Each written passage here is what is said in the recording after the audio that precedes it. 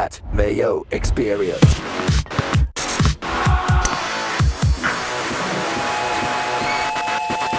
Welcome, Pat Mayo Experience. We're back for another golf season. Thanks for joining me. If you're new, sub to Mayo Media Network. And we always have audio podcasts available on Spotify, on Apple. Do us a solid. Rate and review over there as well. Hell, even if you've already rated and reviewed, please go do it again. Helps us out tremendously. Smash the like and turn on the notifications while you're here on YouTube as well, because sometimes we're popping up, doing some drafts live, talking live, breaking news, whatever it might be. But this is it. We've been talking for the past month now about underdog drafts and previewing the season, majors, but we have real golf to bet on right now. Real golf to talk about, real golf to watch. I suppose you could have just watched the Live promotion over the weekend. We got a PGA Tour event, and it might be the last time that we see it in Hawaii. More on that in a bit, but I do want to give you a quick info dump before we get into everything. There's already shows out. Keith Stewart and I are doing a show every Tuesday evening / Wednesday morning with the final thoughts on the week. Keith is going to be at half of the tournament, so he's going to be inside the rope, talking to players, seeing the course. He's going to be joining me live from these courses. He will not be this week because he is not at Waialae. He's in New Jersey, but starting, I think, in 2 weeks' time, either in Phoenix or Torrey Pines, Keith is going to be out at the course, so he is the brand new addition to the PME team, a brand new show. Tambo will join me regularly on Tuesdays for the DraftKings and Underdog drafts, but Tambo is out this week. I'll have a surprise guest. I think that's going to be 1:30 p.m. Eastern time, just after the tee times drop. We might be going live, we might not. More on that later. Just always sub to the Mayo Media newsletter. It's completely free. That's where my articles will be and all of this information as well. Monday, me and Jeff kick off season 13 of the Picks and Bets, and of course, the research every single Saturday / Sunday, depending on how I'm feeling and when some of this information is released, is out there. But some other news drops. Fantasy National is still operational. It's going to merge with the Rabbit Hole very soon, sometime over the next 5 to 12 days. Apparently, the entire site had to be rewritten when we had the process of parsing it over, and it turned out to be a far bigger task than anyone could have anticipated. So bear with us. Fantasy National still works right now. The field is already loaded in. I'm still going to be making all my lineups on Fantasy National because that's how I like to do them. But in a week or two time, you're going to have access to both sites. So if you do want to use the DFS optimizer over at the Rabbit Hole, you will have access to that very soon. The live leaderboard and app will not be operational for the Sony Open because those need to be rewritten too. And there'll be a live leaderboard on the Rabbit Hole that will feature 41 metrics in real time once we are able to test it out at the Sony Open. They don't want to launch it, have it not work, then have to take it down. They just want to test it this week at the Sony Open. So we're dipping our toes back in the water here. The one and done is 58% full right now. If you do not go to fantasygolfchampionships.com, then you're not going to get a spot in the one and done. It usually fills by Tuesday evening of the Sony Open because that's when it starts. If you do not get in before then, you're going to have to wait a year to get back in. So you might as well do that. I'm giving out away a free entry to anyone who already has one once we pass 75% full. I gave one out at 50% full. I'm giving another one away at 75% full. If you hit the newsletter, betspertsgolf.com, I have written articles up there about the one and done, and all these underdog contests are starting to fill. The Pat Mayo Open filled immediately, so we started a new one. That one's $150 3 max. It's unlike any other tournament that's up on Underdog right now, but I have best ball rankings, I have best ball strategy, we've been doing shows up on the network, I have written content, both on X, my newsletter, betspertsgolf.com. You can find anything you need to know there. All right, that's my info dump for you guys. Let's actually talk about the Sony Open. It's a field of 120 that's down from 144 players. It is still top 65 in ties. Lineup lock is Thursday, January 15th. And as some of you know, not me because I didn't hit it, but at 100-1 last year, Nick Taylor chipped in on the 18th hole to force a playoff with Nico Echeverria. Then he beat him in the playoff. Nick Taylor never played on a President's Cup team, but has, I think, the fourth most wins of any player over the past 2 or 3 years. Kind of shocking. And somehow he'll be left off the international team at Medina this time around. But we do have bad news. about Hawaii, because this might be the final year of the Hawaii swing. It's not even really the Hawaii swing this season, because Kapalua was canceled because of a water dispute with the course and the state after a severe drought. They thought, maybe the people need to drink the water. We don't need to water the golf course. Although it seems like it's returned in full form now. They probably could have played the event last week. They decided not to. So anyone who was qualified for Kapalua in the Tournament of Champions, the Century, will now be playing in the Heritage the week after the Masters. That is how they're going to do it. So it's not the Hawaii swing, and you can't swing solo. And Sony's sponsorship is actually up after the tournament. It's probably the end of the year, but after this tournament, Sony's no longer the title sponsor. That's the end of their contract. And there's new PGA Tour management, and they want to shrink the schedule. They're talking about either Farmers, Pebble, or Waste Management at the start of the season that runs through the FedEx Cup playoffs. We might be losing all of these events earlier on in the season. Maybe they get replaced with something. Maybe it's a co-sanctioned DP World Tour PGA schedule. Not sure how that worked out, but they're trying to shrink the amount of tournaments throughout the year so they can get more of the higher profile players throughout the course of the season at more of these tournaments. I hate that, but I can see why they're doing it. Keith Stewart and I talk about this a bit more in-depth, plus the new swing season schedule. That show came out on Friday, the complete preview for the season. Highly recommend you check it out. If you've not had Keith in your earballs ever, you should really do that. Keith is super informed. He's plugged in and very articulate. Real nice guy, too. Real Matt Kuchar vibes. Not Matt Kuchar like how we know him, but the public-facing persona of Matt Kuchar. A lot of gollies going around with Keith Stewart. Great dude, PGA Tour professional as well. He was an instructor. Now he's covering the tour full-time. So happy to have him on board. But if this is the last of the Sony Open, let's just go with it, because I love watching Hawaii golf. There's nothing better.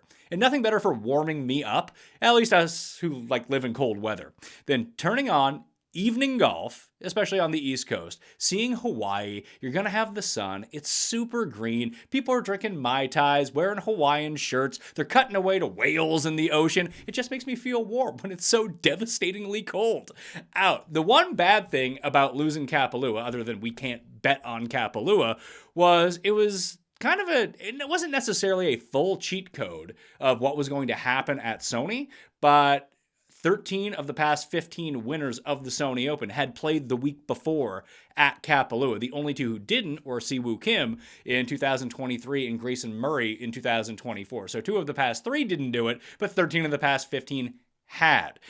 I talked about the change from 144 down to 120, so more players are going to make the cut this time around, and 4 top 10 players in the world have decided to come to the island. Russell Henley, JJ Spawn, Bobby Mack, Ben Griffin, 4 guys inside the top 10 who also played this tournament a year ago. You also have bigger names like Colin Morikawa, Hideki's playing, Chris Gotterup is playing, Jordan Spieth is playing this week. This field's a lot stronger than it has any right to be, honestly, for the first event of the year. I guess a lot of guys just want to get in to their season, to get warmed up with signature events coming up in about a month's time. And guys like Spieth need to play themselves into the signature events. He's not qualified for the signature events. So you have the Aon next 10. They're all in for Pebble and the Genesis, but there's going to be an opportunity for another 3 guys to get themselves in, and we're going to see a lot of Korn Ferry grads pop up this time around. Johnny Kiefer's in the field. We saw him with 2 top 12 finishes and 3 starts during the swing season. He set the scoring record for the Korn Ferry Tour last season. Overall record beat Scotty Scheffler's record.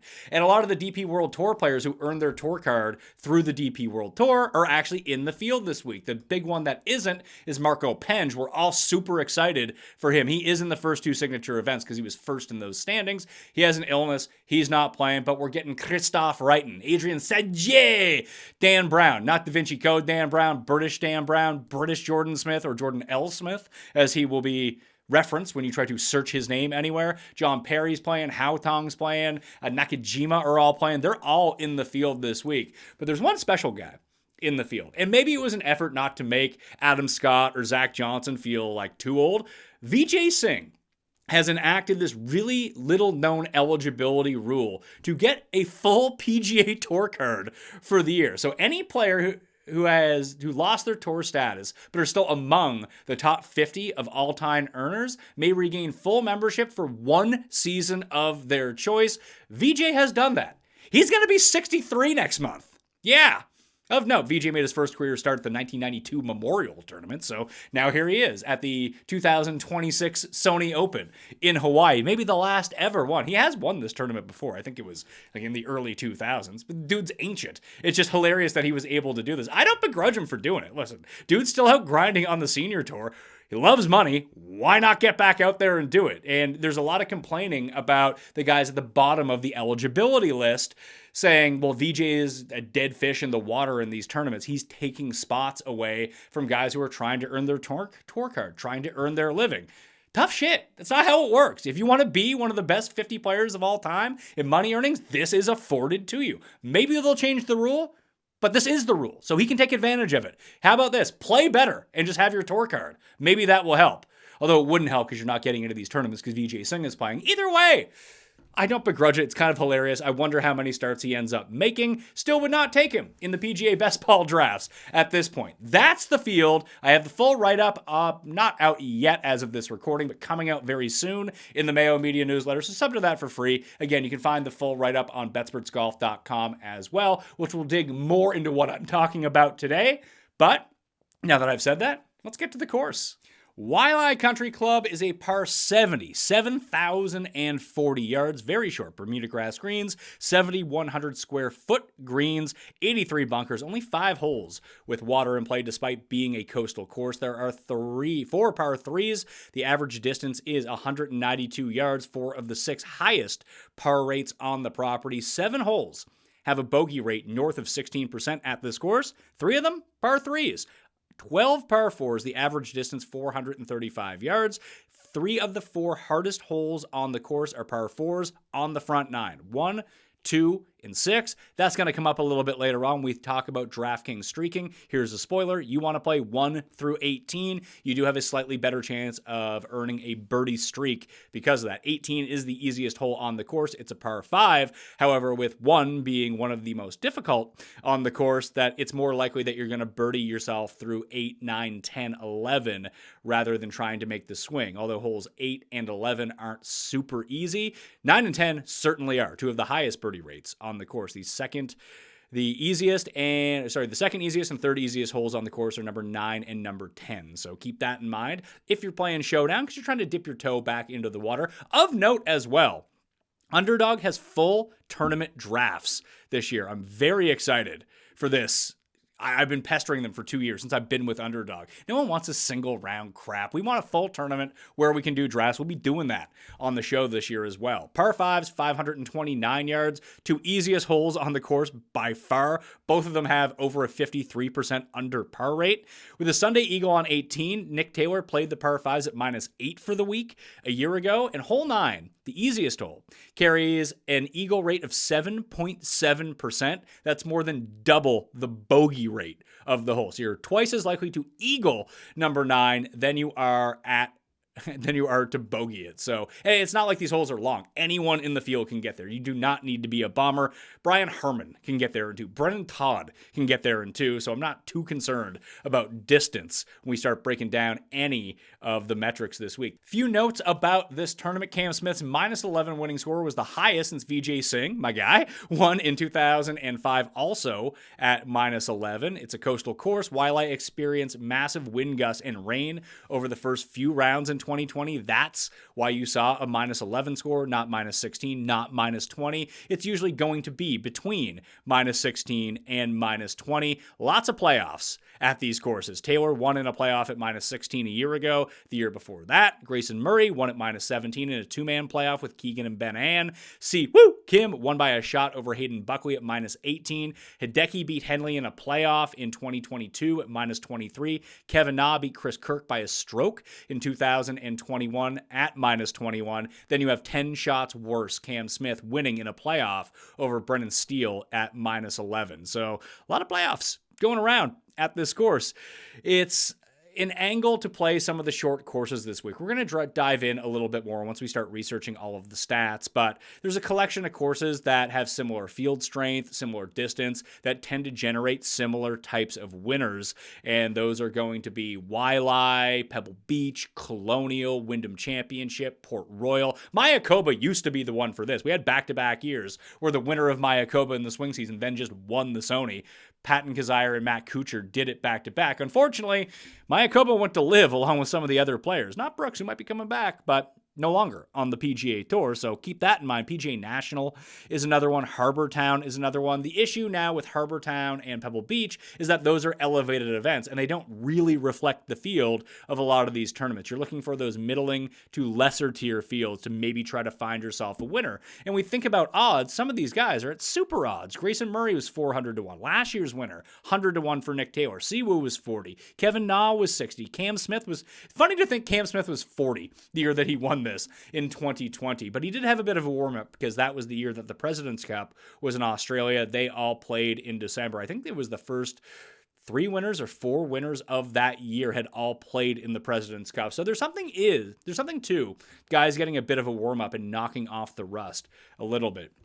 Let's jump over to the rabbit hole right now at betspertsgolf.com. Again, in 5 to 12 days' time, if you have a Fantasy National membership, you will get access to the rabbit hole at the same time. For reference, all the field is loaded along with DraftKings pricing already over at Fantasy National. If you want to use that, it's still right there. I'm still going to be using it as well, but I want to do my walkthrough at betspertsgolf.com. If you don't have either of these, betspertsgolf.com/Mayo will get you 25% off, which will, in about 2 weeks' time, get you access to both sites if you really want to use it. I've already walked through, so here's some of the cool things that you can get at Betsperts Golf right now, where it will tell you the conditions, it'll tell you the coastal types if you do want to put in your filters a little bit later on. So it's under coastal, island, ocean, and parkland course. Very tight fairways at Waialae. You do want to hit fairways here, but you can see that the average rough penalty, it's average. Missed fairway penalty, average. Approach, easy. Greens and regulation, easy. Around the green, very easy. Unless you're in the rough, then scrambling becomes a little bit more difficult. More on that in a second, and even the corollary courses that you see are all highlighted on the screen. Sedgefield, Colonial, Harbour Town. Sea Island, I guess, would be another one. El Camelian was the big one. Port Royal, Pebble Beach, the ones that I've listed. We'll get to that a little bit later on once we start walking through the field and trying to test it out. The 5-year averages and year by year for each of the stats are all here on the screen as well. Less than driver course, guys over the past 5 years have only hit a driver at 66% of the time versus the PGA Tour average of right around 69% of the time. You don't see a ton of, I guess almost a 20%.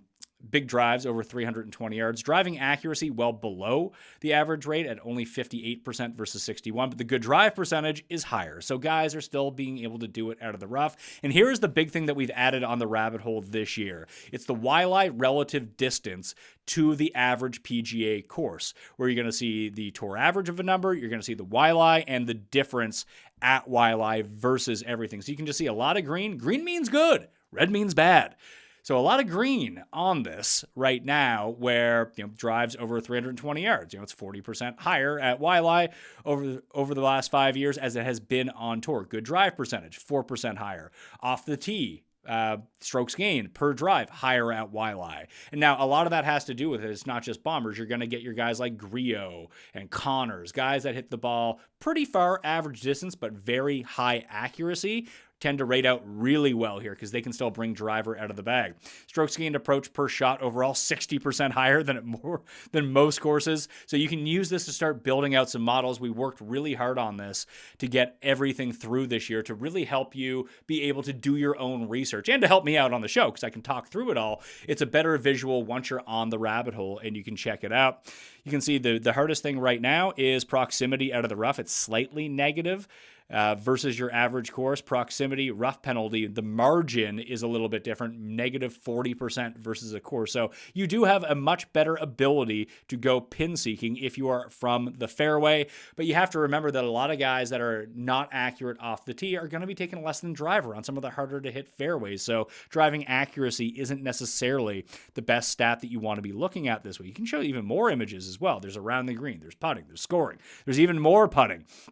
You can see the one putt percentage is a lot lower at Waialae than a lot of courses, but a lot of that has to do with the increased green regulation rate that guys are just putting from on the green from wherever. They can be pretty far away from the green, where there are some courses where it's hard to hit greens and regulation, so your first putt is going to be you chipping onto the green, usually with inside 10 feet. So keep that in mind, that there is context to a lot of these stats. You can see the Waialae difference, plus 53% par 5 birdie or better versus your regular course. That's kind of insane to think about. The relative ranges of shot distribution on approaches versus your average tour event, you can see 35% more strokes come from 150 to 175 yards than at your regular course. So 26% fall in that bucket, 21% fall in the 175 to 200 bucket. That is 20% higher than your average course. Big. 80% fewer shots come from 250 yards into the green,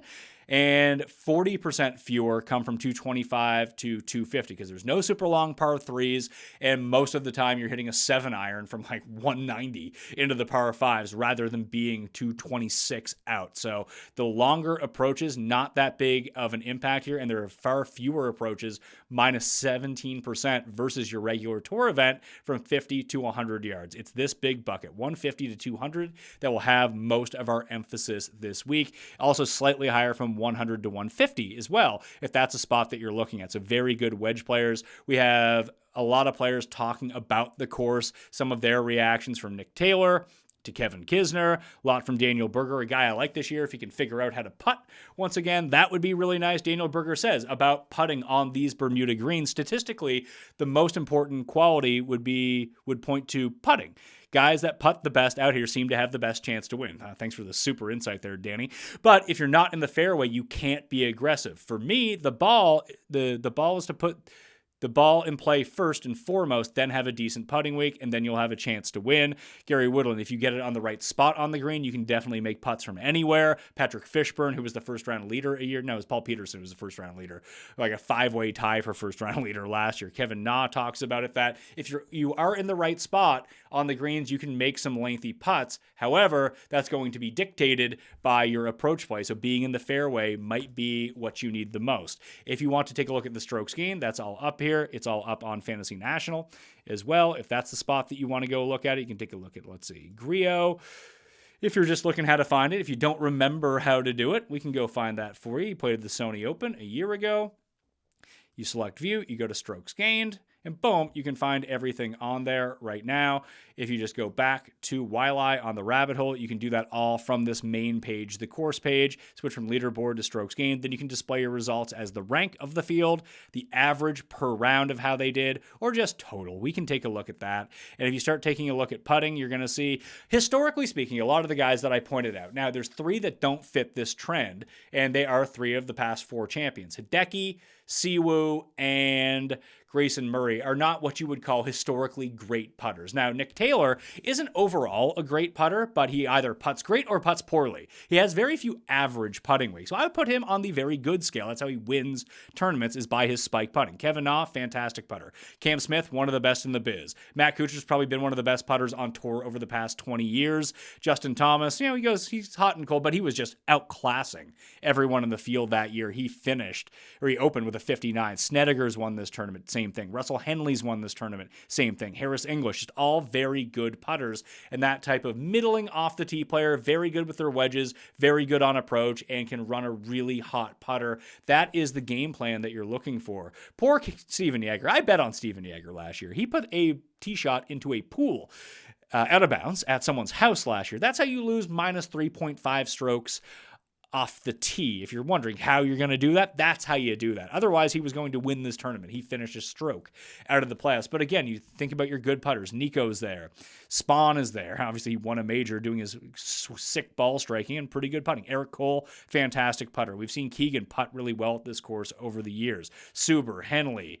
Svensson is not. Harry Hall, fantastic putter. Webb Simpson, even though he's trash now, still a good putter. He was able to get himself back up there last season. So historically speaking, just a lot of really good putters. So the Harmons of the world, Henleys, Kisners, Glover, he does it through ball striking. He's not the greatest putter. He's not in the field this week either. Michael Thompson, fantastic putter. Cooch, fantastic putter. Connors, not so much. Mitchell, not so much. There are many ways to do it, but your baseline is going to be good course history, accurate players off the tee, good with their irons, and can make some putts. Now, if you do want to take that away and start to think about who are some of the other players who don't fit that mold that can do it, you take guys that have like 3 of the 4 and hope they can spike. That's basically what Hideki did. When the year that Hideki won, he gained the most strokes putting in the field by like a stroke and a half. He had an amazing week on the greens. That's actually how he won, while also having a pretty good everything else. Like he gained, where are we at here? Strokes gained total. Where are we at for tee to green? 7.4 tee to green, 7.2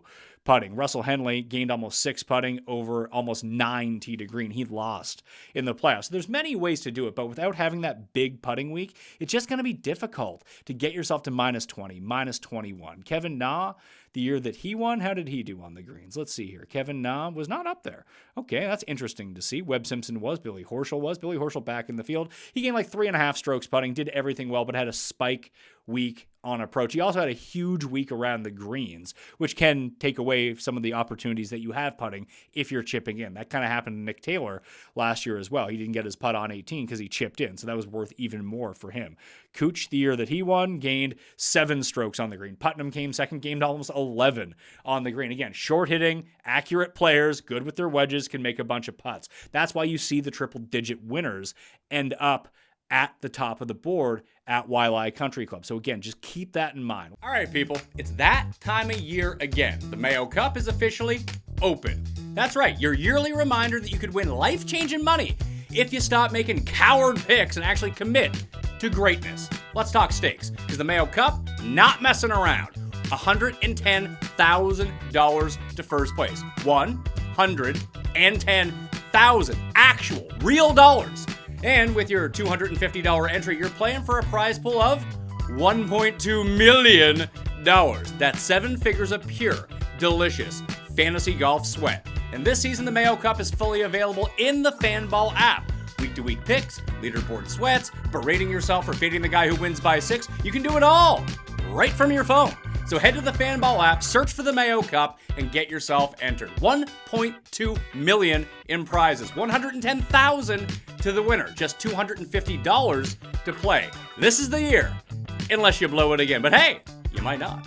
Sign up now. The contest tees off January 15th. It's winter and it's cold, at least where I'm at. And I'm spending way more time indoors, aka I'm sleeping more. If you're like me, it's time to upgrade your sleep and switch to Helix. You'll never go back. I took the Helix sleep quiz. It matched me to the right mattress for how I actually sleep, not how some showroom goober thinks I sleep. And since it's been all restful nights, no tossing, no back pain, and my sleep tracking actually backs that up. My deep sleep numbers off the charts, good, way better than before. We've got more than just one Helix in our house now, too. Just threw one in the upcoming baby's room so I can get back to sleep quickly the moment that the baby goes down. Helix builds mattresses for different people, not a one-size-fits-all nonsense, because that wouldn't make any sense. There's free shipping in the United States and a 120-night sleep trial with a limited lifetime warranty.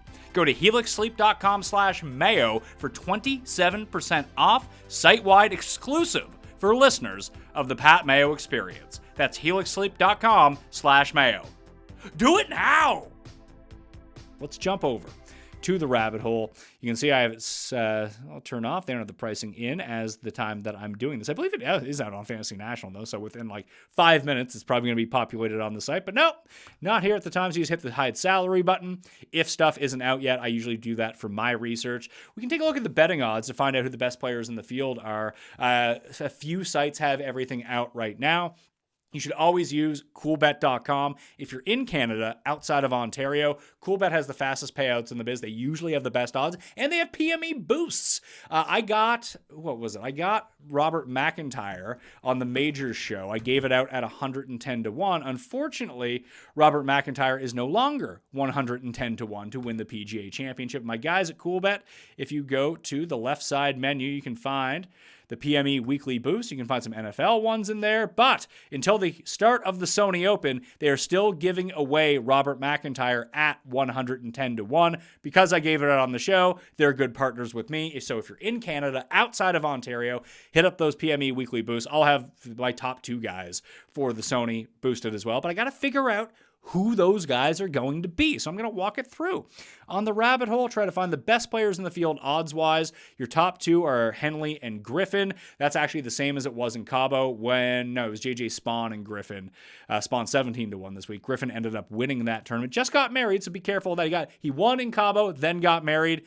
Lord knows where his state of mind is right now. Hideki is 15 to 1. Morikawa is 17 to 1. So is Spawn. So is Siwoo. Keegan, McNeely, Bobby Mack are all under the 22, 24 to 1 at this site. You can find better numbers elsewhere. I just want to give you a reference of who the top rated people by the odds are right now. Connors, Ariel, Aaron Rai. I know that there is a deeper number on Aaron Rai, and we'll dig into Aaron Rai and try to figure out if he can make enough putts to win this tournament, because he fits the profile perfectly for who we're looking for. He's not long. He's one of the best iron players in the field. He's super accurate, and maybe he can make some putts. He did just win over in Abu Dhabi the week before the DP World Tour Championship, the first leg of their playoff. So he comes in riding pretty good form at the moment. Chris Kirk, Kitayama. Kitayama's also a look here too. Nick Taylor, last year's winner at 35. Then you're into Scott, Spieth, Mitchell. Adam Scott, I released a full column called The 200 Facts You Need to Know about the top 75 players in the world. Adam Scott didn't have a single top 10 on tour last year. However, he played 2 events in December in Australia, top 10 in both of them, getting himself back in to the top 75 in the world. Howie, Spieth, Keith Mitchell. It's funny, Howie's 46 to 1. Can Howie make enough putts to win this week? We'll see. He's going to be a very popular bet. We just have better players behind him on the board. Like Denny is here. If there's ever a tournament for Denny to win, this might be it. There might be too many good players here.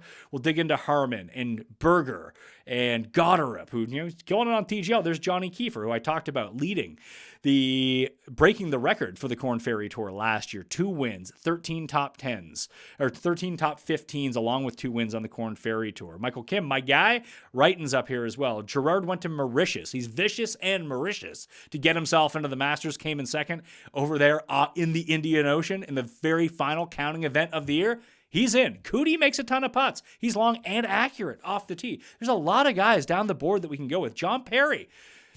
Isn't that the guy from Aerosmith? Maybe, but it's also a guy from the DP World Tour. These are the sorts of places where he plays well. Think about where Austin Eckroat has won in his career. He's won in Mexico, and he won PGA National. He's a great iron player. He's accurate off the tee. If he makes putts, he's 140 to 1. The only bet I have in so far, and I want to give a special shout out to my guy, Kirsch, for pointing this out, Brian Kirschner, on X, if you can find him. Joe Highsmith.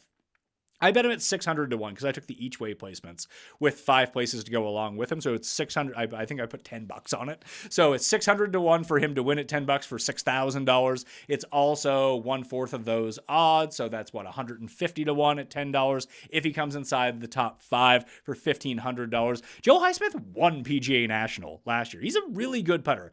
He should not be this low on the board. He shouldn't have the same odds as he doesn't have the same odds as Vijay Singh, but he's more in this area than he probably should be, which is kind of insane to think about. So keep that in mind as we're going through everything. Let's bring back up the rabbit hole again, betspertsgolf.com/Mayo to get access to all of these tools. Even if you go up to the top, you can find the tools that are up there, the optimizer, the tournament simulator. Eventually, all of the great tools from Fantasy National will be parsed over and everything will be available onto the site. Once we rewrite Fantasy National, get it to mix, that'll probably come later in the season. Until then, you will have, starting in 5 to 12 days' time, once everything is tested, access to both sites in order to make sure that you have everything. Although, if you just go to betspertsgolf.com, it's free to use. You can find all of my articles up there right now. This is the 200 facts you need to know about some of these players. You can get Noonan's model. In fact, on the rabbit hole, once we build the model out from the show, if you go to Expert Models,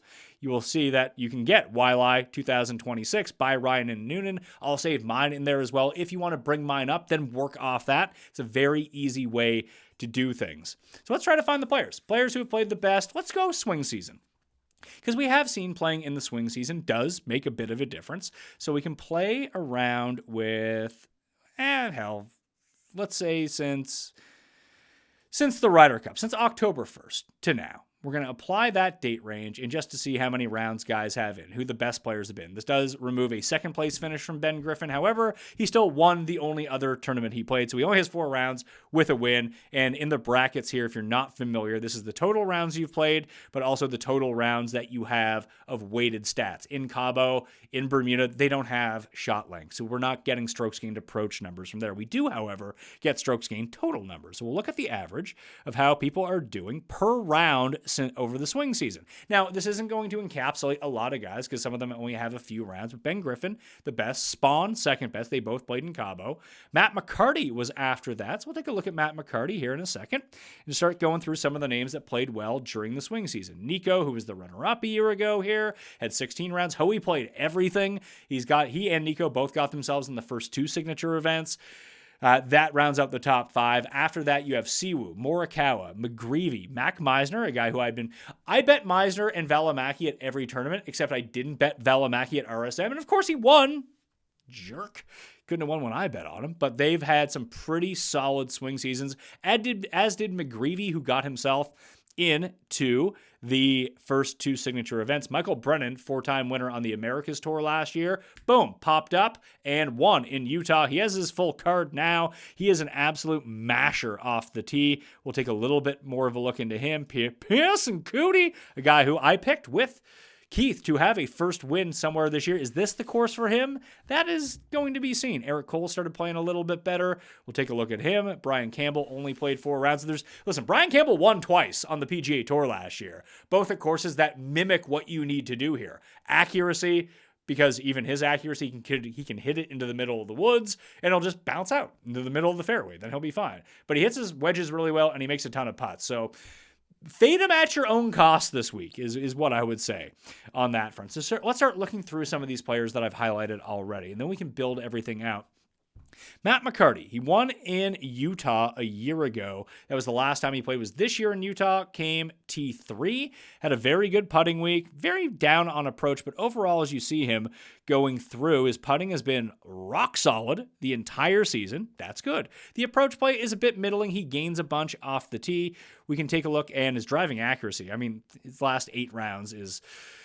Utah is going to be in there. Everyone, I think like 90% of the field between Cabo and Utah hit it. But overall, very positive. In 12 events in 2024, he gained 69% of fairways. He hit 69% of fairways, 65% of fairways, driving accuracy a year ago. Not great on approach. A very good putter, very good around the greens, very good off the tee. I've been drafting a ton of Matt McCarty in PGA Best Ball because he does not have signature event status. I actually played really well at the Masters a year ago.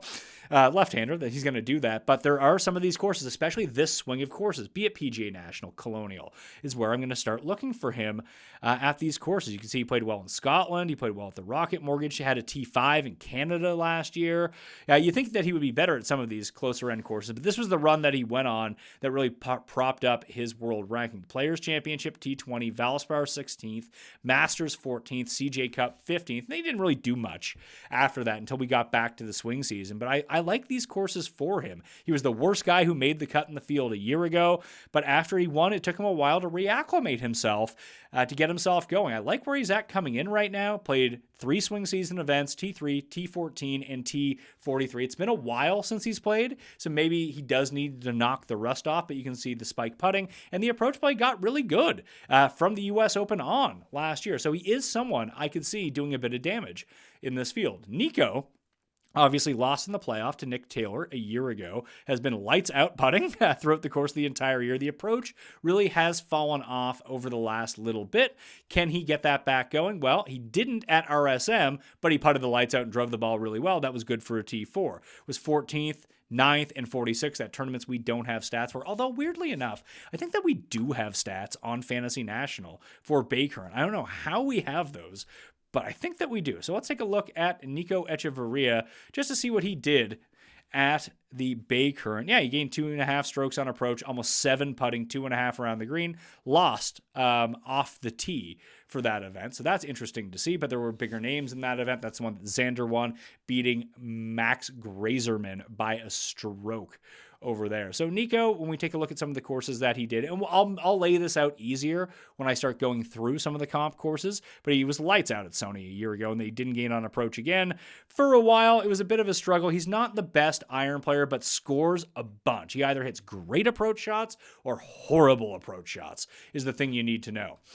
Rico Hoey is basically Scotty Scheffler who can't chip or putt. That's what I wrote up, and I don't disagree with it. The guy was second in ball striking to Scotty a year ago. Can't chip, can't putt. That's what you're going to find. He has switched putters to the belly putter. Maybe that can do it for him. He was 4th at the Bay Current, 2nd in Utah, top 10 at the RSM, 21st in Cabo, 22nd in Bermuda. He's been on fire. He's played a bunch. The breakthrough is coming for Rico Hoey. When is it going to be? That's remains to be seen, because he doesn't do, these are averages we're looking at right now, by the way. Let's go to total. He's like losing a stroke. Let's just take a look at the year. Just make it easy on ourselves here. Here's a per round snapshot of his 104 rounds from a year ago. He lost almost a stroke per round putting. That's -4 for events where he makes a cut. Now, ball striking, he's up around like 6 per tournament. So he does outweigh it. He makes enough cuts. It's just the putter is so bad that he's almost becoming the new Luke List, that if you just get an average week, slightly above average from him on the greens, he's going to be really good this year. Or maybe just he'll figure it out. Maybe he'll talk to Rory like Scotty did that time. They'll just give him a better lesson, and all of a sudden he's going to be great. Mac Meisner, my guy, he's been playing lights out. Just the approach game, the driving, it's all been really good. The putter comes and goes. The chipping is usually pretty good. Had a very good swing season. He just hasn't been able to string it all together throughout the course of one tournament. I am very high on Mac Meisner this year. Hopefully he can just put that all together. He's the type of prototypical player where the irons spike enough and sometimes he can putt enough that that's a perfect combo for not necessarily a course, for a course like this, yes, because over his past 50 rounds, he's up around 64% driving accuracy. That's going to be better than the field. We know that you can see that the iron play, it's all green. Everything's in the green. He just needs the spike to come through with the putting and get it all together. Michael Brennan, he's so new to this tour, he doesn't even have a picture. He's a caricature. But Brennan won in Utah and then kind of kept it going a little bit. He was, top 20 in Bermuda. He didn't really have it going, but did make the cut in every event that had a cut after that, after winning the Bank of Utah Championship. You're going to see him be better in places like Houston. Not to say that he can't do well at a tournament like this. Torrey Pines is a good look for him. Houston's a good look. Detroit's going to be a good look. These are the tournaments where, until he gets his full sea legs, being brand new to the PGA Tour, he has 4 PGA Tour starts. They all just came in the past 2 months. Piss and Cootie, he earned his full PGA Tour card. My guy. Born in 2000, Jan. He's 26 years old, only 5'9". That's kind of crazy. He is one of 4 players on tour who gains at least one, last season at least, gained at least 304 yards on average in driving distance while having over 60% accuracy. Keith Mitchell would be another one who's in that boat. It's always the approach that's going to be difficult for him. He lost on the greens last year. However, generally speaking, a very good putter. And that a lot of it had to do with later on in the season where he just absolutely bled away 7 strokes on the greens at the RSM, was bad at Sanderson Farms, was bad at the Wyndham Championship, but you can see he goes either or. 3.5 at the 3M, almost 5 at Colonial, 1 in Houston, 3.5 at the Farmers, and that's only in 3 rounds. The Shriners, 7. Black Desert 2 years ago had almost 4. So he either loses a ton or gains a ton on the greens. I don't know if he's ever played Sony. He's not the best fit because he's more of a bomber than anything else. He did gain the last time that he did play here, but he'd missed the cuts. That's not good. Lost almost 3 strokes on approach and 3 strokes ball striking through 2 rounds. That's not very good, but he's someone I can see taking a leap this year. He's another player that I do think breaks through and gets his first PGA win. That combo of distance and accuracy just aren't seen that often, especially as someone who can spike with their putter like he can going through everything. Who do we got here? We got Eric Cole. Eric Cole, this is an Eric Cole course, if there ever was one. You can see in Cabo, he was top 10, he was 21st at the RSM, Sanderson Farms, he was 10th. He had a bad year for the guy who was going on average as the first pick in fantasy drafts on Underdog. Now he's not even being drafted. I actually think he's a pretty good pick this time around. He can putt. He can hit some wedges. This is a perfect course for him. He was 5th here last year. This is the type of player that you want. Is he going to win? Probably not. But you can see in his career, he's been getting better every year, 61st to 13th to 5th. So if these trends continue, like third place maybe for Eric Cole. Not a bad top 5 bet. Cash me in each way last year. Don't hate him this time around, but it all depends on his odds. His odds are 60 to 1. Don't love that. He was 100 to 1 here last year, and he was playing better coming in. Take a look at Brian Campbell. You know the deal with Brian Campbell. If he's not winning a tournament, he absolutely sucks. But this is a type of tournament where he should do a little bit better. His driving accuracy, one of the best going. He hits his wedges pretty well, but his overall approach game is poor. But as we saw earlier, there are basically no approaches on this course from 250 plus, and not very many from 200 to 250 either. That benefits someone like Brian Campbell. Now, let's try to build out a model to see what we're doing. Go back to the main page at therabbithole.com. So one thing I want to do to kick things off here, I want to get rid of the time frame. We're just going to go back to, let's go last 6 months and just take a look at this. I want to click that off. No, I don't want to download that. Still getting used to it myself here. Let's just reset the page. Reset the rabbit hole.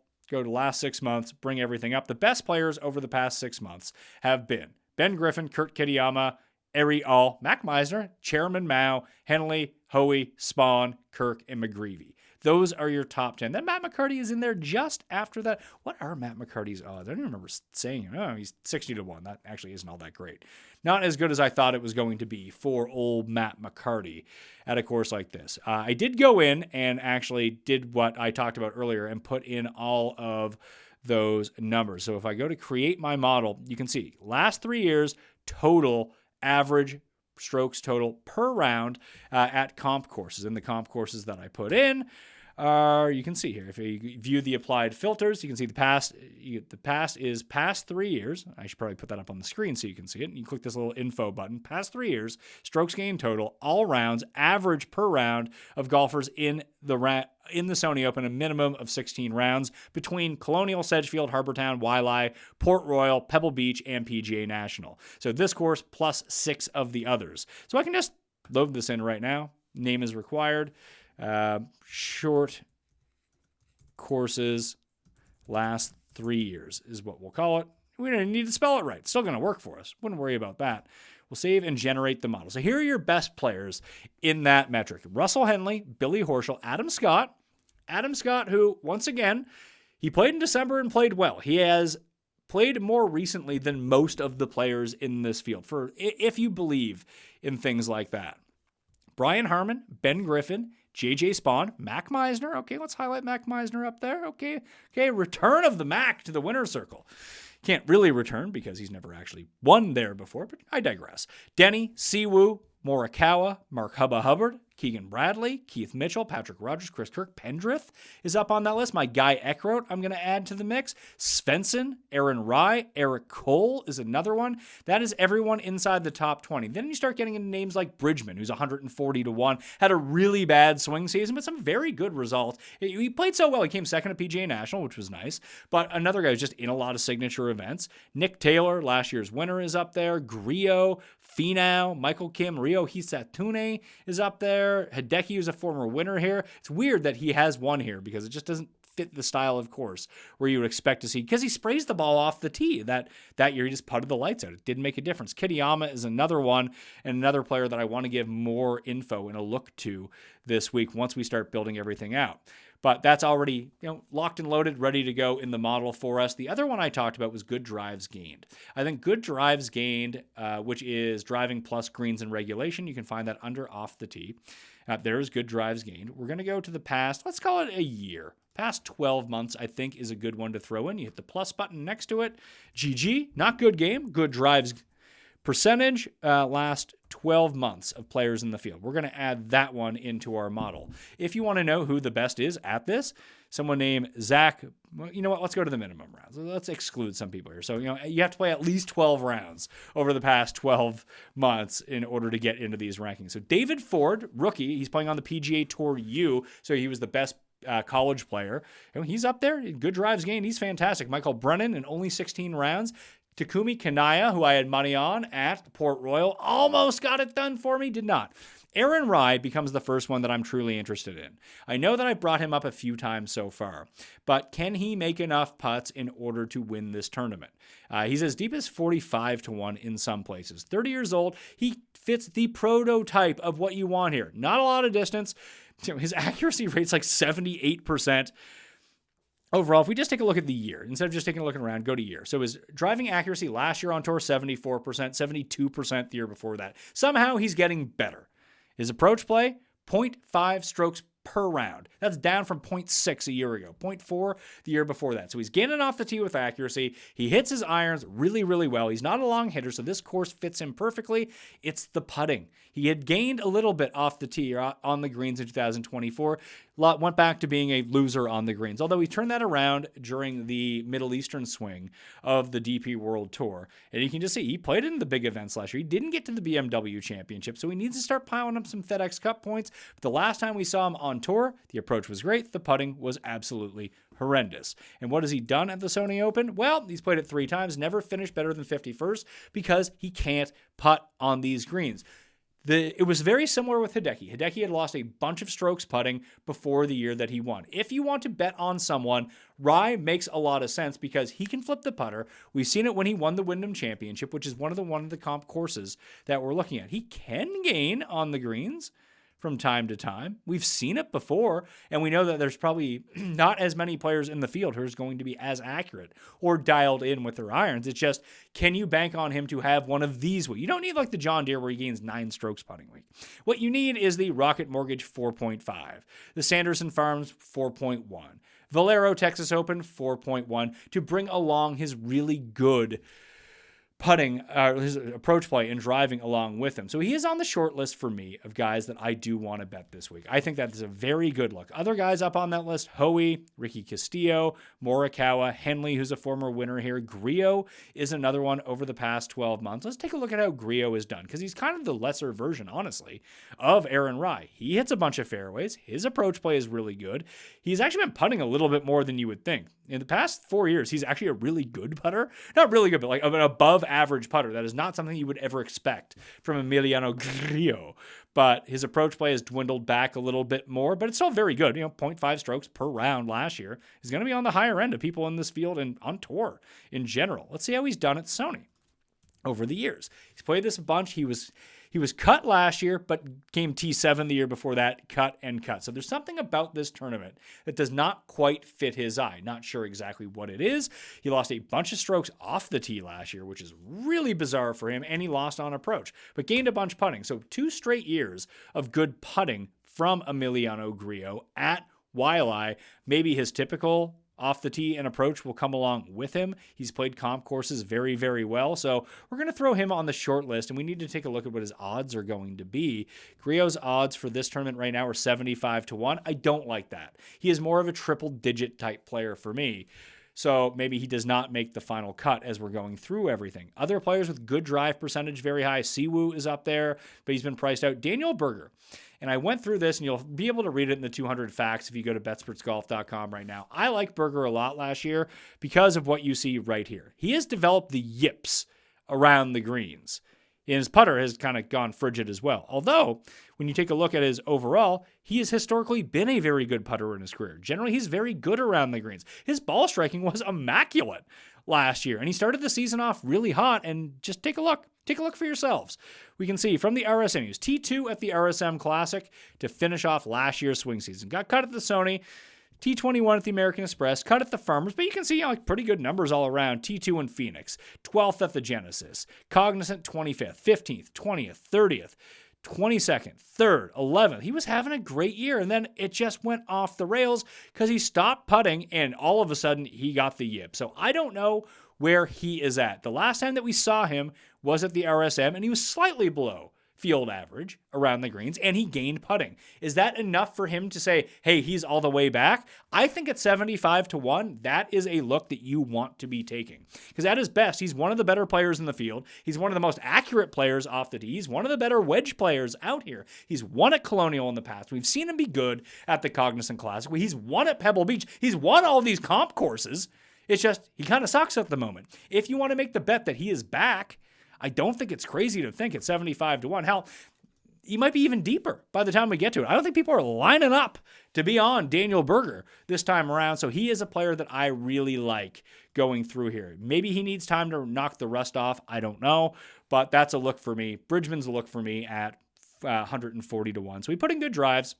We have the course history. Now let's just throw in some more stuff that we know is going to be pertinent around here. I'm throwing in putting. Screw it. I think that you need to be a good putter here in order to do, or you need to have a good putting week. But as I've mentioned, that if you're not going to be an immaculate ball striker, like the year that Siwoo ended up winning, or Grayson Murray, he had a great year. Guys can come out of nowhere at an event like this because it's an equalizer type course where, big distance doesn't just necessarily cut out half the field or 90% of the field like it does in Houston. If you're going to play well in Houston, you need to be super long off the tee. If you're not, you're going to have very little chance of winning. At this course, the whole field is live, hence why you can see someone get hot for 3 rounds in a row, go super low and win. But overall, what you want to find are your best putters. So we're looking at the past 12 months, the best putters in the field. Ari O, Denny McCarthy, Matt McCarty, Jake Knapp, really?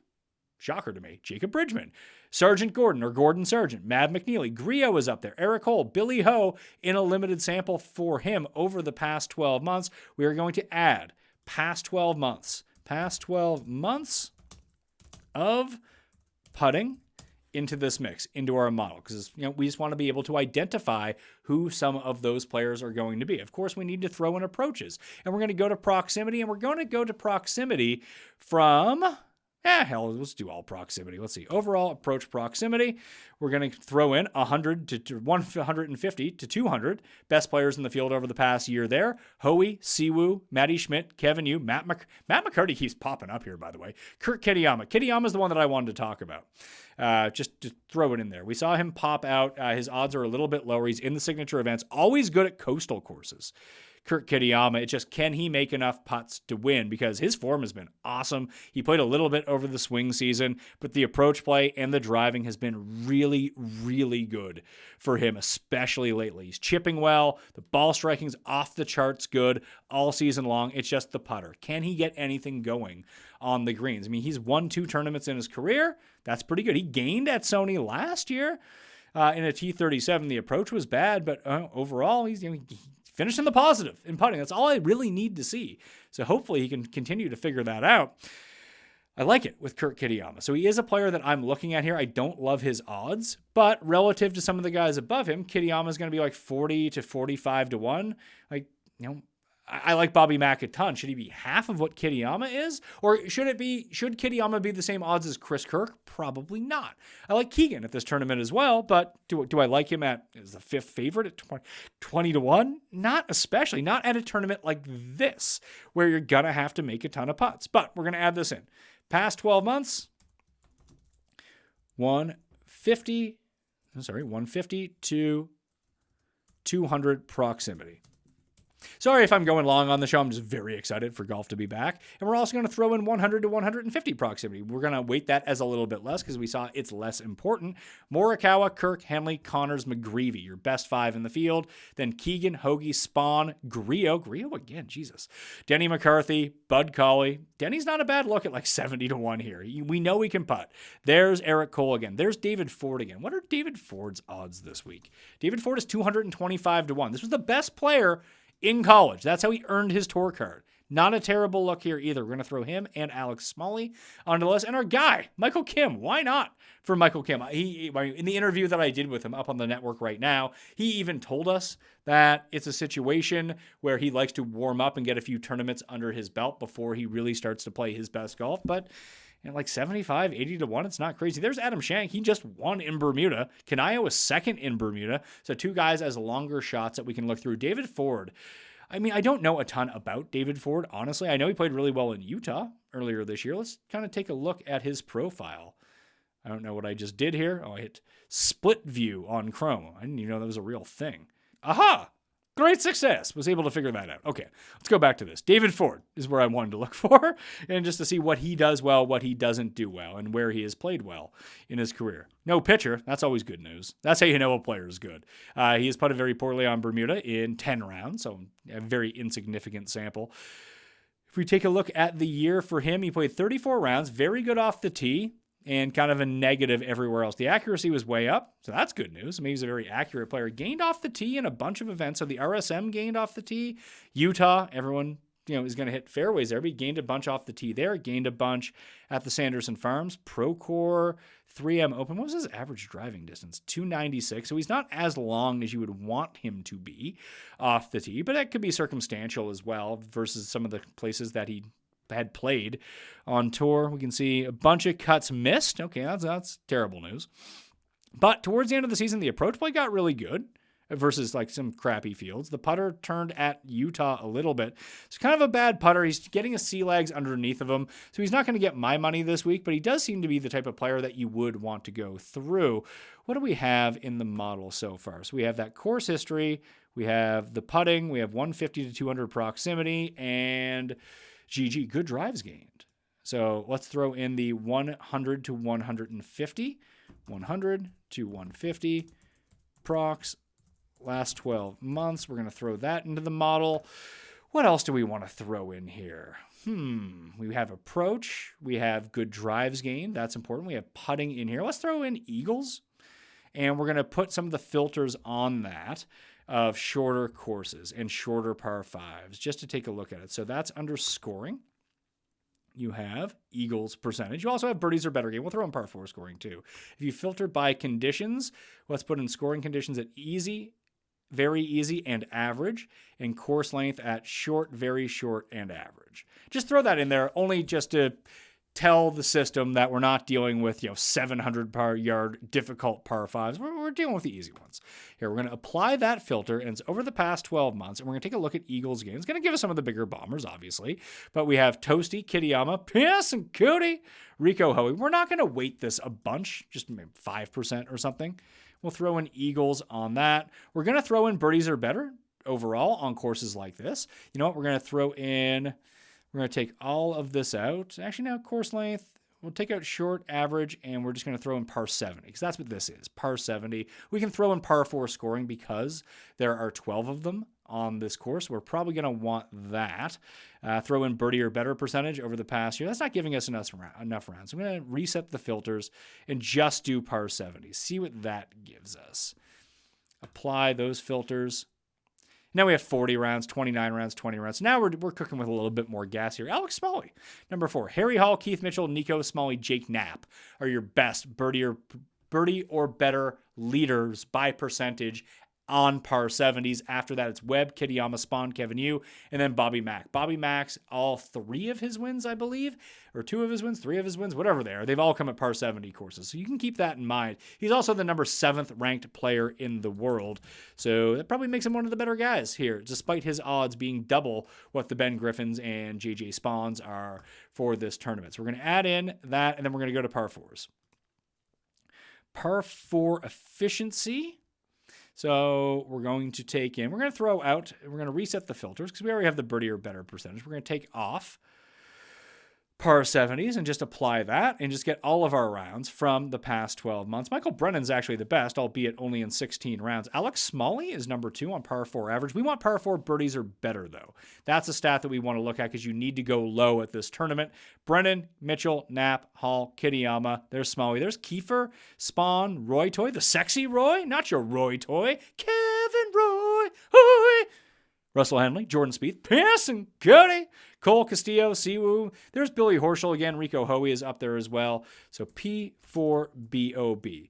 And because this is the first tournament of the year, we're using the last year sample to give ourselves a better sense there. If you want to go to the rolling averages, you can find all of that down here. You can find finishing positions, the floor ceiling plays. That's the spike percentage that we had on Fantasy National. It's under a tab called floor ceiling plays. We can just take a look at rolling averages and just take a look overall at what we're looking at for some of these tournaments. You can see all last 300 rounds, last 4 rounds. Doesn't matter what it is, we can try to find all of that in the rolling report. But we're over that right now. We're going to create the model. So we'll try to weight these properly. Let's see. The course history on the comp courses, we'll put in at 15%. I said the Eagles are going to be very low, so we'll keep that very low. We'll keep that at 5. We saw that 150 to 200 means more than 100 to 150, so we'll go 20. And we'll go 10 on that. And we can go let's say 12 on that. We'll mess around with it a little bit. Good drive percentage, 15%. Putting, I'm going to put it at 15%. Eagles, birdie or better, 10 and 10. 10 and par 4. So we'll go birdies or better on par 70s. We'll go 8%. And then birdies or better on par 4s will go 10%. And that's what we have. You can always go in, you can mess around with it. You can bring up the expert report because it's there. Calling me an expert is hilarious, but here we are. Here are our results for the Sony Open. We got Russell Henley. JJ Spawn Griot comes in at number 3. Harry Hall, Ben Griffin, Eric Cole, Jake Knapp, Brian Harmon, Denny McCarthy, Colin Morikawa, Nico, Smalley at number 12. What are Alex Smalley's odds this week? Alex Smalley's 85-1, in case you were wondering. Keith Mitchell, Bryce Garnett, out of all people. Okay. Nick Taylor, Keegan, Hubbard, Bridgman, Schmidt, About Schmidt, Kim. You got Kitayama, Sexy Roy, Billy Horschel. There's Aaron Rye. Rico Hoey, Bud Colley, Corey Connors, Mac Meisner, and Matt McCarty at 30 and 31. Austin Eckroat, another player I liked this week, at 33. Michael Kim at 35. Matt McNeely. So we got a bunch of guys up here on the screen that you can start taking for long shots, for top 10s, top 20s. And we talk about the overall betting card. I'm going to try to do a better job this year of waiting a little bit more, talking it through with Jeff a little bit more, talking it through with Keith a little bit more, talking through it on the show so I can really dial it down. Last year, I had 17 players play in a final group. One of them won. That was it. I had 12 second place finishes on my outright betting card. I had like 3 winners. That was it. It was a horrible year, the worst golf betting year I've ever had. Fortunately, my DraftKings strategy at Torrey Pines paid off and I won $25K, so it was still pretty good. Well, I didn't mind losing some of it back. I mean, I did mind, but it was okay that I lost some of it back. This year, it's all about winners. I want to have a good year. I want to be able to help you guys have a good year. And hell, a lot of people did hit winners last year by watching me do this research show and seeing things that I just didn't see. And then they just did it and ended up winning. So I hope these research shows are helpful for you. Please share the show around. Playing the one and done, playing all this stuff. It means a ton at this point of the year. So we can always keep the show going and we can do more content for everyone as well. The odds are already out, so we're not doing odds guesses this week. But in case you did miss it, I did a full one and done research preview and tip show, which I'm going to talk about right now. Let's talk PGA one and done strategy for 2026, because every single year I do the exact same thing. I say I have a plan. I write down said plan. I create benchmarks to help follow the plan. Then I'll follow the plan. But I am getting better, though. No longer do I convince myself I'm out of contention 3 weeks into the season. Then I start tilting in Phoenix and go, you know what?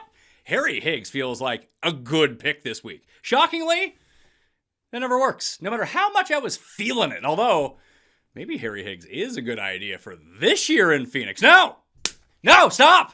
Fight the temptations. That's what you need to do when you're making your picks. Today, I'm laying this out properly. What you need to do, where to play, how to win. Well, at least how to give yourself a chance to win, or just maybe how not to immediately lose. Let's go with that.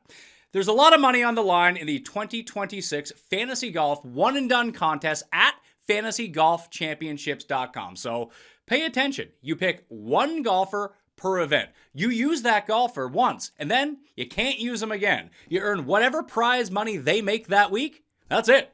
One and Done may actually be the most simple contest in any sport. It's even simpler than NFL Survivor. And spots are running out in the race for the Mayo Cup. So go to fantasygolfchampionships.com or use the Fanball app now to grab an entry. Or 10. It starts Thursday, January 15th and runs through August. But it always fills before January 15th, so don't wait. Go do that now. And if you already have an entry, I'm giving away some free bonus entries. So you smash the like and check out the description to find out how to get into that draw. Because the world's best one and done contest is the race for the Mayo Cup. Anything else is a terrible payout structure existing only to ride the coattails of this contest with no thought put behind it. The Mayo Cup has $1.2 million guaranteed.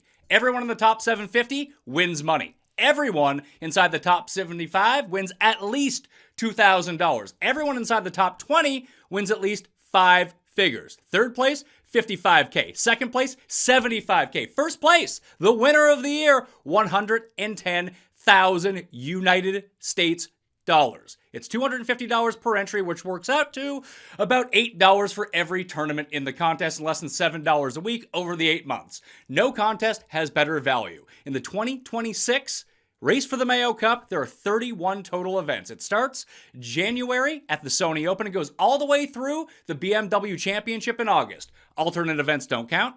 Sorry, Puerto Rico. Neither does the Zurich Classic team event. Your score is based entirely on prize money earned by that player in the tournament you take them in. Not placements, not FedEx Cup points, money. Cold, hard cash. One and dones are pretty simple since the advent of the PGA Tour signature events. The big prize pools are the entire game. This is the biggest mistake people make in the one and done, is treating all wins equal. Spoiler alert, they ain't. There are two classes of tournaments, signature and regular events. Signature events, majors, and the Players' Championship have $20 to $25 million prize pools. Regular event, $8 million, $9 million if you're lucky. That gap is absolutely massive. A third place finish in a signature event can out-earn a win in a regular tournament. Everyone inside the top 20 at last year's Players' Championship earned more than the fifth place finisher at the CJ Cup Byron Nelson a year ago. So when you ask yourself, should I use this elite player here? The real question is, where does this player give me the most financial upside? Burn the best players in the smaller tournaments, and you may just be lighting your season on fire. Even if they win the tournament, just because someone is a superstar in a field that lacks superstars doesn't mean you gotta click them. Scotty, Rory, Tommy, Xander, whoever it might be. They're playing a regular event early in the season, you need to pause, because if you think you might want to get them in a signature event, a major, or the Players, you absolutely should not be using that player at the American Express or the Valspar, unless, I suppose, you're extremely confident that you won't need them in the biggest tournaments of the season. Winning $1.5 million now is nice. Winning $4 or $5 million later is actually how you win the one and done. Scotty Scheffler won the CJ Cup a year ago. He earned $1.8 million for that victory. 6 weeks later, he won the Memorial, and it was worth $4 million. In a 5,000-person contest, ownership matters. But it's not the end-all be-all. People have won a one-and-done before without ever considering what anyone else is doing. Hell, the guy who won last year missed a pick in his signature event and still blew everyone else out of the water. But there's a simple ownership rule that you must consider throughout the year. If you don't have a strong lean on a pick, just look at the top 5 guys on the odds board and take the one who's likely to be the least popular. If all things are equal, odds correlate with win equity. Ownership will determine your leverage. If the least popular elite player wins, you gain massive ground and you didn't waste a future top tier option for a different tournament. That's one and done 101 for large fields. And if you don't know how to determine who will be popular and who won't, I recommend subscribing to Mayo Media Network on YouTube. Turn those notifications on as well. Or hell, the PME podcast, Apple, Spotify, wherever you get podcasts under the Pat Mayo Experience, because we talk about this every single week in context of those tournaments. And ownership isn't about taking a player no one else has. It's more about avoiding a landmine with an extremely popular pick, pivoting elsewhere, and then gaining on the field. Every year, without question, certain players become automatic clicks at certain tournaments. Think about Hideki at the Waste Management Open back in the day, or hell, even longer ago, Luke Donald at the Heritage. 35% ownership, where you can only pick one player. At that point, you got a choice. You either eat the chalk and hope for a top 3 finish, or pivot, knowing that if that player fails, you have likely just passed 1/3 of the field. Remember, pick good players. Stop chasing long shots. This is where people torch their seasons. I got a hunch this week. You don't got a hunch. If a golfer's ranked 300th in the world, he's not going to win very often. He's not going to finish in the top 3 often, and he's blocking you from using real players later on. Coming in 22nd in a tournament may as well be missing the cut. That money does nothing for you unless you're deliberately differentiating across multiple entries. Long shots are almost always dead money. You're better off taking a solid mid-tier player with actual top 5 equity. Last year's winner didn't use a player ranked outside of the top 62 in the world rankings. That was Davis Thompson at the John Deere Classic, where he was one of the top 5 favorites to win the tournament. There's only 31 tournaments. You can only use a player once. Hell, why are you going anywhere below the top 50 with your picks? As a friendly reminder, amateurs do not win money in tournaments. This has started to matter far more than you realize in the past years because amateurs have started to play their way onto tour and actually be good. Problem is, they earn no prize money. If they finish second, you still get zero. Nick Dunlap won as an amateur 2 years ago, $0. Luke Clanton went through a spell of top 5 finishes, $0. Jackson Coyven, top 3 finish, same thing. If the player doesn't get paid, you don't get paid. You gotta balance your picks for the season. Mapping out every pick at the beginning of the year, that might be a bit much. But having a sense of where you want to use some of the best players can only be helpful. You don't want to get to August and realize all your elite players are gone in big money contests, and now you're scraping the bottom of the barrel. Or you have 12 top 20 players unused, but there's only 4 tournaments remaining. That's a bad allocation of resources. You need to pace your stars, but make certain you use all of them. You don't get to carry it over into next year. Every season, players come out of nowhere and become great selections later on. If you lock yourself into a rigid preseason plan, you're going to miss some of those opportunities. This is probably the most important tip. Falling behind early? Not that big of a deal. Take it from someone who was in first place 10 events into the season in 2023 and barely finished in the money, or was beyond 4,000th place last year and hit back-to-back winners at Masters and Heritage and vaulted inside the top 50. Being in last place after 5 weeks means almost nothing. 2 winners in a row can launch you up into the top 50, but timing matters. Post-Masters is usually a good pivot point. If you're behind, you gotta start taking calculated risks, as matching picks with the field is gonna do nothing for you. Early in the year, small edges matter. Later in the year, you need to take bigger swings if you're playing catch-up. Now, how do you actually win a one and done? The winner of this contest, the Mayo Cup, will likely have 4 to 8 winners to close the season and close to double-digit top 5 finishes. That's probably the bar. You do that, you're going to be inside the top 5 more often than not. You're not winning this thing by being pretty good. You win this thing by being correct at exactly the right time, while everyone else is making the same safe picks. Large field one-and-dones are not about predicting golf. It's about understanding the payout structures, managing elite resources, leveraging ownership, staying flexible, and knowing when to get uncomfortable with your roster. Do those things, and then you hope to get lucky. That's also a big part of winning. If you got bad luck, you got no chance. But a bit of luck in your favor, with some sensible planning, that is how you win. Mayo Experience! Experience!